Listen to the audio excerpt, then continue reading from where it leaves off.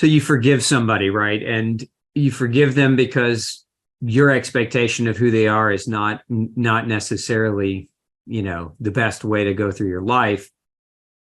What do you say to somebody who's had a relationship with someone, mother, father, brother, sister, tumultuous, and they're trying to forgive that person? They do. And then you come to love them and accept them for who they are. But what if, I'm going to throw this out there, what if that person, right, anytime you are around them, it behaves in a manner that's consistent with being very disrespectful and not really being very uplifting or just good for you to be around? Because I see this a lot clinically, where people have a similar thing where their mother or their father, they don't have a great relationship with them for whatever the reason may be, and they're trying to forgive them, they're trying to move on, and so in many cases, part of their journey is they forgive them, but they avoid them. What do you say to that? Yes, that is a tough one, and I have firsthand experience with that, so I can definitely share.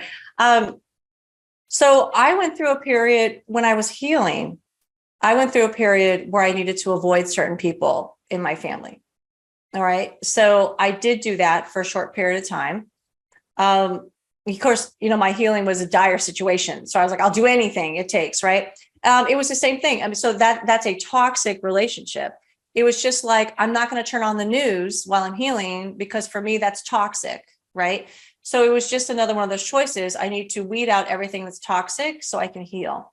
Once I healed, then I said, okay, these are family members, so I need to work through the forgiveness. So I did. Once I could see them for who they are and love them that way, then I interacted more with them. Now, I still have toxic relationships. So what I do is a couple things. I limit my exposure to those people. So I don't avoid them.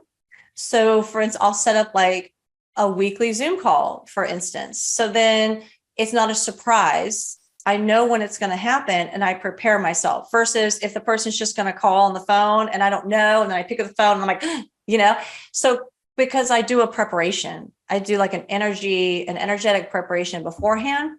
So when I know I'm going to talk to these people, because I'm also what you would call like an empath. So I can feel people's energies and I tend to take on their energy. And that's how it becomes very toxic to me. So what I do is I say a prayer before I'm interacting with anybody who I think is toxic.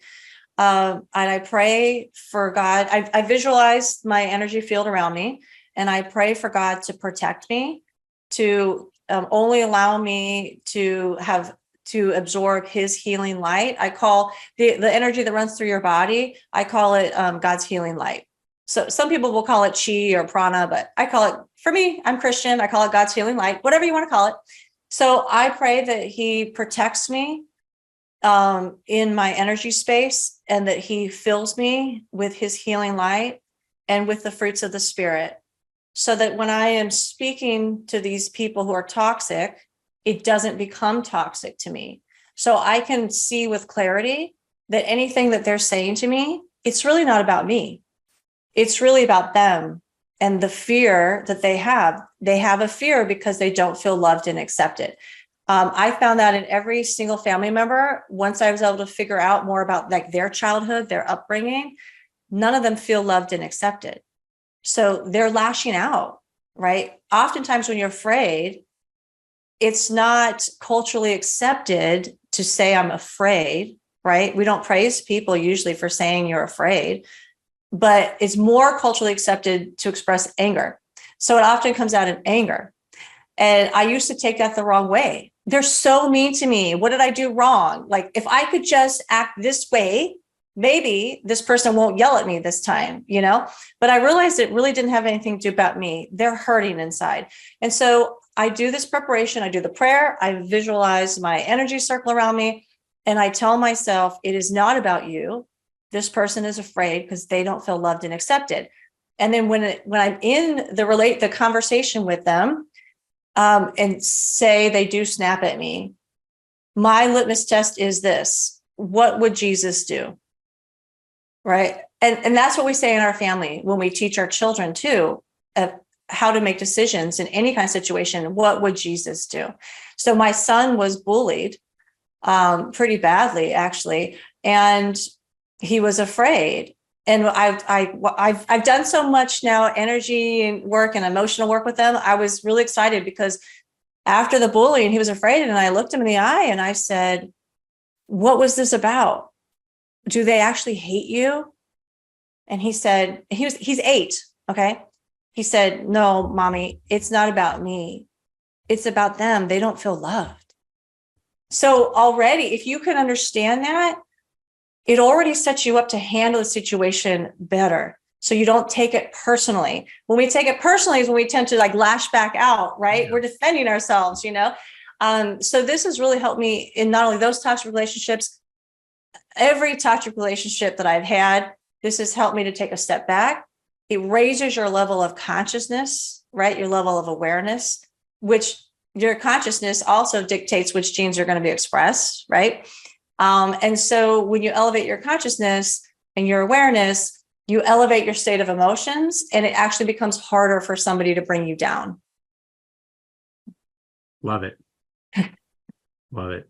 I think that's going to be very helpful for a lot of people listening. I hope so. I'm trying to put it all in a nutshell. This took many years, right? By the way, give yourself grace. If it doesn't work right away, it takes practice. I didn't do this overnight. This took a while to work through these layers of emotions and work through trying not to take on other people's energies. So one small step. And a work in motion, it takes practice, but also it also takes constant awareness, right? It does. It's not like, oh, I got that mastered, now I'm done, moving on to the next thing. It's a daily walk. I like to say it's a daily walk that I do with God. And I start out my day doing that. And God tells us in the Bible to renew our minds daily. And so that's what I do. Wake up, I'm going to clear my emotions. I do some exercise, do some meditation, with my kids, right? Because I'm a homeschool mom. We do it together. We start the day off that way. On the days when we don't do that, it's like day and night. You can definitely tell the difference. We ground ourselves first. But again, we're not perfect. Like you said, this is a daily walk that we do. And when we're not perfect, we love ourselves anyways. Amen. Well, Sina, thank you so much. This has been an amazing interview. And, I'm really grateful that, like I said earlier, that you went so deep and that you didn't hold anything back. And I think your story and I think your experience is going to be super, super helpful for a lot of folks watching who maybe find themselves stuck. Maybe they've already been where you were and they're stuck in that emotional, spiritual aspect of their journey. So I can't say thank you enough. And those of you who are watching, make sure you go check out Sina and Joel's podcast. Again, that's Beyond the Label. And is that where can they find that? Is that Spotify? Is that anywhere? What is it? I don't do iPhone stuff, so I don't even know what that is, but iTunes or something. Yeah, you can get it anywhere where you can get most of the podcasts. You can get ours, and it's just called Beyond Labels. Love it, and it's a great podcast too. I was fortunate enough to be a guest on yours, but also have listened to a few really good episodes. So we need you to come back and educate us on things like mold. We can do it. You just say the word. I'm happy to join you. Yay. All right. Well, thanks so much, everyone, for listening. And we'll see you in the next episode of the Dr. Osborne Zone. Take care.